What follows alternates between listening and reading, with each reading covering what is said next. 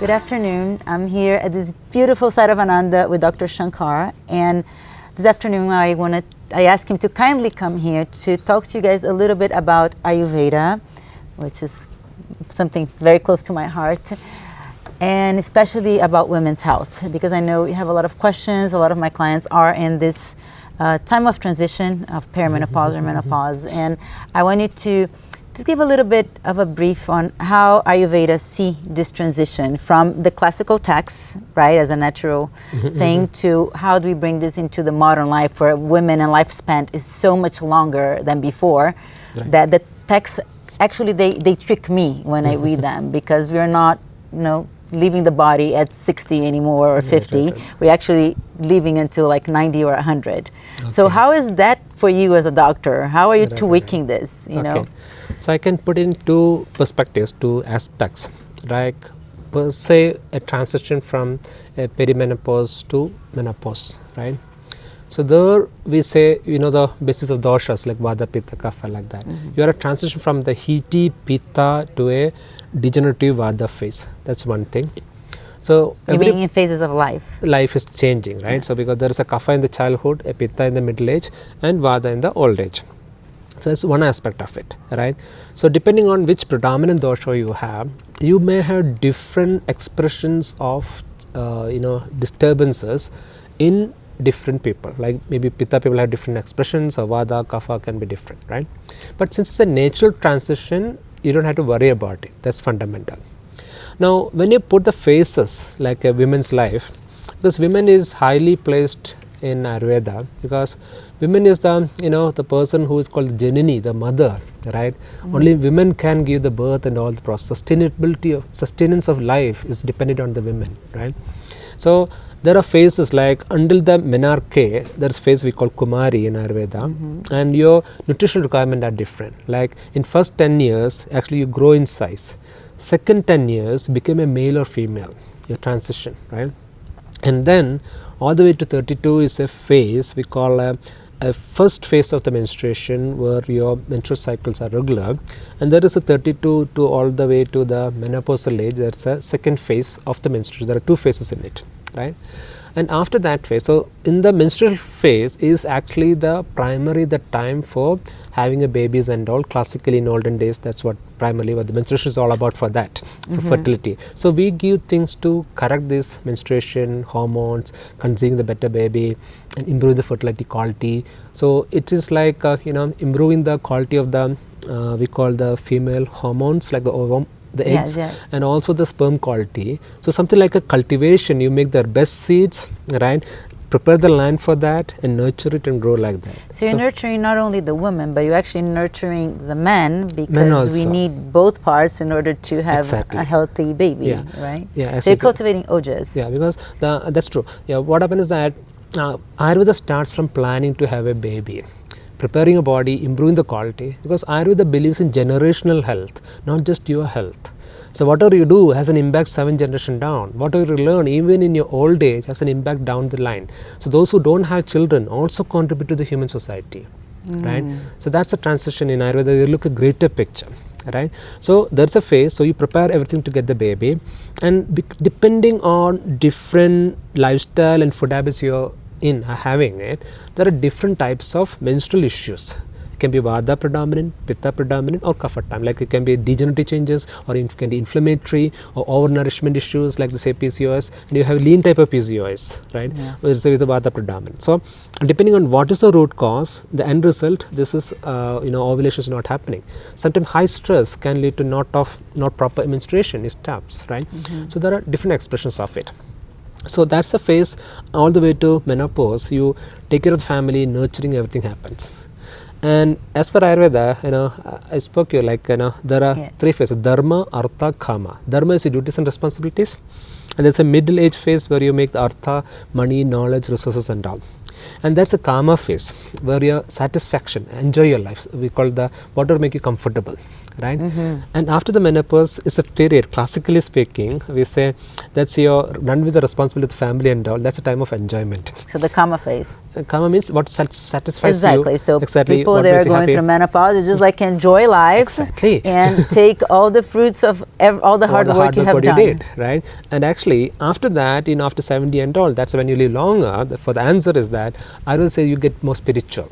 These are the 4 aspects. After Dharma, 70s. Artha, Kama, Moksha. Moksha. These are the Purushartha, or the reason for your existence. You have to do all those things so it will sustain the human life or humanity in general for a longer cause, right? So every stage has a reason, and depending on what your body predominance, you need to adapt and can correct all these so-called menstrual issues can be done. And menopause is not the end. Like somebody said, it's like me, no, pause. Menopause, yes. Menopause. Yeah, exactly. So it's like exactly. So you just continue. Exactly. Yeah, and I think that was a challenge when I read the textbooks, right? Because of course we had shorter lifespans. It wasn't a bit of a pause. They said you weren't fit. They say like you're basically like at the end of your life. And right now, we have to agree more with what you just said. Is like we are not stopping. Women are very active in mid-40s until, I don't know, 70, 75. Say, no, even longer, because Ayurveda say that your average life can be, the maximum can be 120 years. That's our gene. If you look genetically also, we can study, so 120 years is an optimal. 120 years. Yeah, that's it, right? So it depends on the environment, culture, more harsher the environment, sustainability can be hard.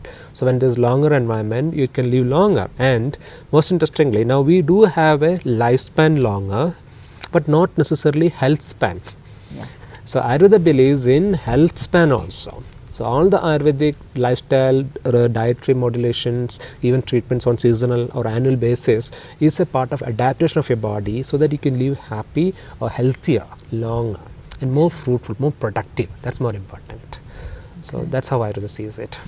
And then in the case of women going through menopause, there is a protocol for each woman that is depending on their dosha. So the menopause for a Vata woman is different than a menopause for a Pitta woman and for a Kapha woman. Yeah. And the symptoms that also arise from those are very different, right? Yeah, true, that's true. And also if you see, when we are not alien to modern medicine, like in the sense like if there are certain hormones are going up, it reflects certain functions. It reflects certain functions from an Ayurvedic perspective also. Like if prolactin goes up, we can reduce it because certain the kapha related issues are increasing, right? The estrogen are increasing. It can be a pitta related issues going up, right? So you can see which element is going up, and based on the function, we can understand which dosha is kind of changing. Of course, we do the dosha analysis and all, but this is validated with this hormonal influence also, like information we have it. So we do a blood test, scanning and also in the sense to understand what's happening, and we understand from an Ayurvedic perspective, treat an Ayurvedic line, and we validate the reports from a modern point again. Okay. Right. So you can work together with modern medicine. So we are not against anything. Like it's all part of the medicine only, and we understand. Okay, that's an information from that angle. Okay, that fix it. I can fix it here, right?